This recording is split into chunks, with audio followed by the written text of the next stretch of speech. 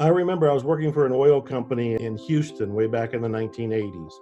And every day at lunch, everybody went in their car and they drove to the mall. And I remember getting in the car and I'm driving to the mall just like we did every day to go to the food court and go get something to eat.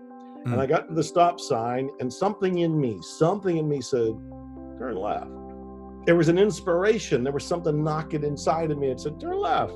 So I turned left. I only went 2 blocks and there was an Italian deli. Now, that may mean nothing to you, but I was born and raised in Ohio on Italian food. I was in Texas and couldn't find any good Italian food. And here was an Italian deli 2 blocks away. So I pull in and I go in, and there's a man from Italy. You know, it's not an American or a Texan that's making Italian food.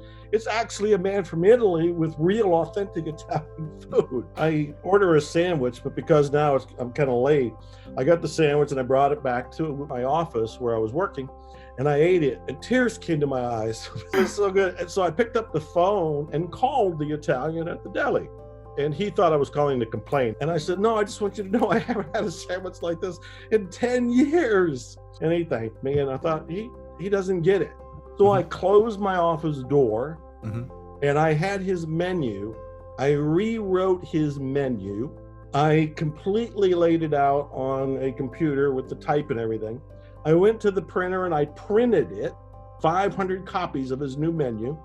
Then I went around and put the menu up in the office building where I was. And then the next day, I turned left and went to that Italian deli with a box of 500 menus. And when I got there, he was packed. He couldn't keep up with all the business. Wow. Everybody who had been in the office saw my menu that I had put on the wall, took it down, went over there and was having lunch. And he was thanking me. And so I said, well, you know, not only did I put the menu up, but here's 500 copies of your menu. I rewrote it for you and printed it for you. Here. I ate there almost every day for the next year and never paid for anything. He gave me all of my meals for free and we developed a great friendship. During that time, my wife at the time and I were struggling and I wanted to get a home, but my credit wasn't great. I, of course, had been homeless. I had been in poverty.